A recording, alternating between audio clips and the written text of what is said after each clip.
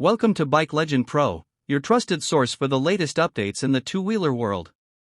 Today, we bring you an exciting highlight, the all-new 2025 Tata electric scooter with an impressive 400 km range on a single charge.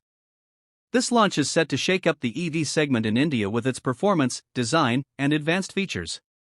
Introduction to the 2025 Tata electric scooter.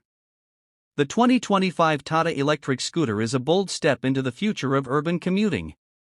Known for their reliability in cars and SUVs, Tata Motors has now extended its innovation into the two-wheeler electric market. This scooter is built to deliver long-distance travel without compromising on efficiency or comfort, making it perfect for city rides as well as extended journeys. Range and battery performance. At the heart of the scooter is its powerful lithium-ion battery pack, designed to deliver an exceptional 400 kilometers of range on a full charge. This milestone range makes it one of the most capable electric scooters in the market. With advanced battery management systems, fast charging technology, and regenerative braking, Tata ensures that every kilometer counts.